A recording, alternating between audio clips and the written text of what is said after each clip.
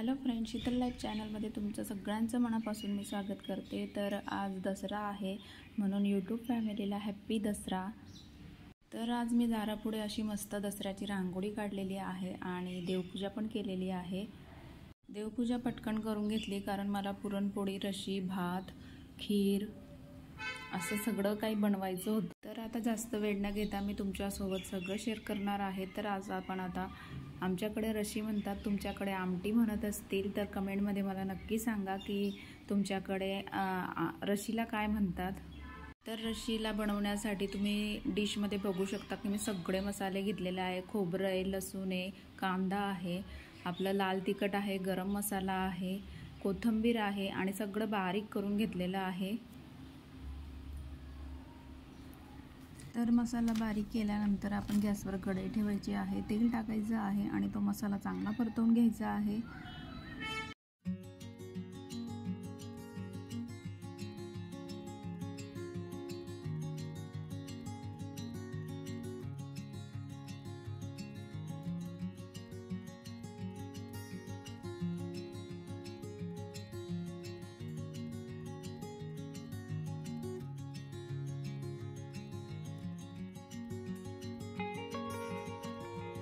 बघू शकता तुम्ही की मसाला चांगला परतला आहे आणि आपण थोडंसं गरम पाणी टाकून डिश झाकून देणार आहोत। तर बघू शकता की असं तेल नंतर आपण काय करायचं आहे, डाळ शिजवून आपण पाणी जे काढलेलं होतं ते पाणी आपण त्याच्यात मिक्स करणार आहोत, म्हणजे आपली आमटी मस्त होते छान अशी।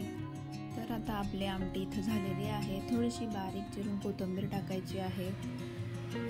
तर इकडे आपली आमटी झालेली आहे आणि कशी वाटली नक्की कमेंटमध्ये मला सांगा। तर आमटी झाल्यानंतर आपण खीर बनवलेली आहे। तर आता चला मग आता आपण खीर बघूया।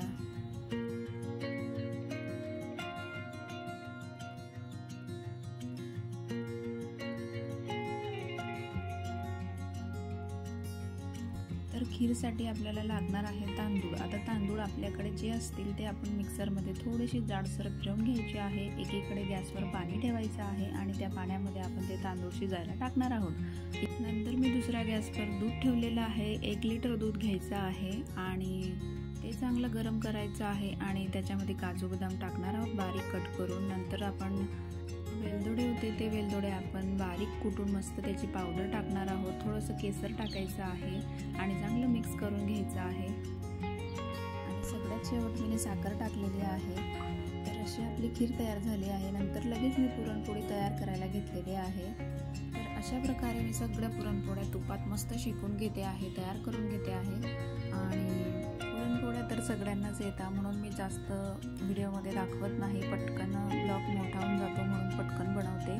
तर आता आपण इकडे सगळ्या पुरणपोळ्या करून घेणार आहोत आणि नंतर कुरडई, पापड आणि कांदे भजी आपण तळणार आहोत। तर कांदे भजीसाठी बेसन पीठ घेतलं आहे, कांदा बारीक कट करून घेतलेला आहे, हिरव्या मिरच्या, कोथिंबीर आणि थोडंसं मीठ आणि हळद टाकायची आहे आणि सगळं मिक्स करून घ्यायचं आहे आणि असं आपलं कांदा भजीचं पीठ तयार होतं। तर आपण आता याला तळून घेणार आहोत। तर इकडे माझ्या कांदा भजी आपण तळून घेणार आहे। तर असा माझा दसऱ्याचा स्वयंपाक होता। तर कसा वाटला नक्की कमेंटमध्ये मला सांगा आणि ब्लॉग जर शेवटपर्यंत बघितला असेल तर छोटंसं लाईक, शेअर, सबस्क्राईब करायला विसरू नका आणि माझी यूट्यूब फॅमिली हॅपी दसरा।